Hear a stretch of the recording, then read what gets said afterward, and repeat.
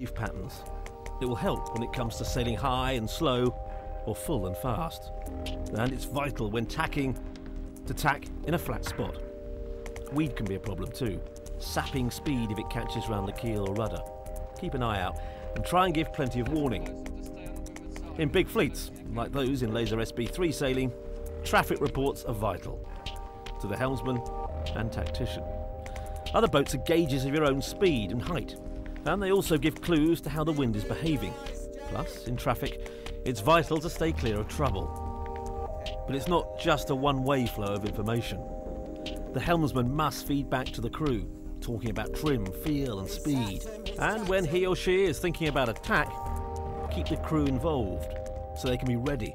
Help with information about boats and waves and shifts to help pick the best place to tack. Sailing upwind fast is a matter of feel, not just for the helmsman, but for all of the crew. Try and remember these main things.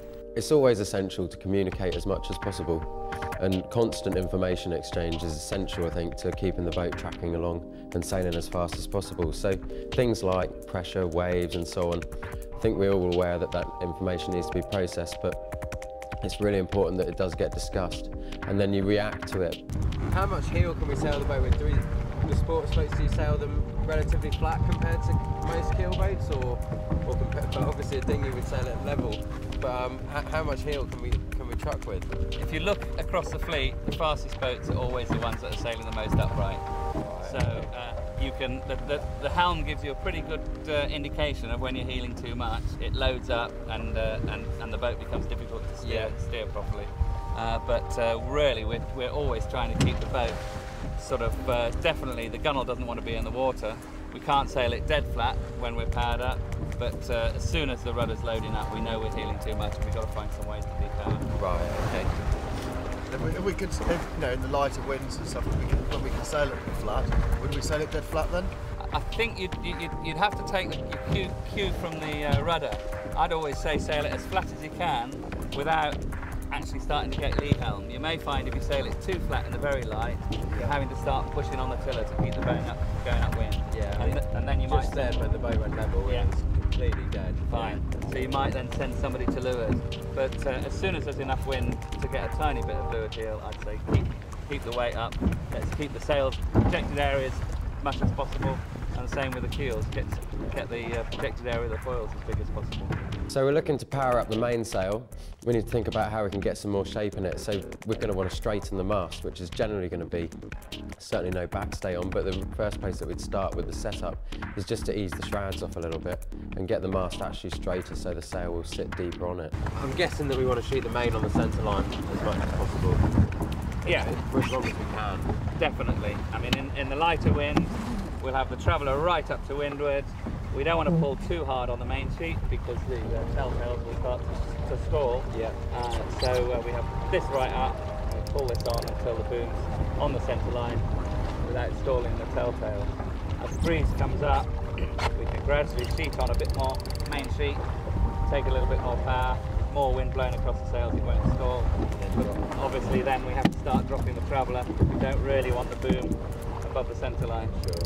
Yeah. So as the wind comes up, gradually sheeting on more, closing the leads down, and dropping the telltale. With the jib, if we're looking to power that up, we just want to steepen the sheeting angle. Whether you do that by raising the tack height or going up on the clew board, it's neither here nor there, but just increasing that so we get a bit more depth in the base of the jib and a bit more shape in it overall. We said before, when the boat starts bouncing up and down, we definitely need to ease some. Yeah. I think it would seem to me that you really want to look forward and try and see when some of that is coming, so you can do that beforehand. Yeah. And don't actually start bouncing up and down. Try and keep things moving. Yeah, I think that's dead right. So small, I think it's quite small amounts of sheet movement. To actually change that. Yeah. If you can call the chop as you see it coming, I can do the same with the main sheet. Yeah. Steering the boat in general, you really cannot exaggerate enough that less is more. And the more you move the tiller, the slower the boat will go. So generally try and keep the tiller as still as possible. Think about how you're holding it.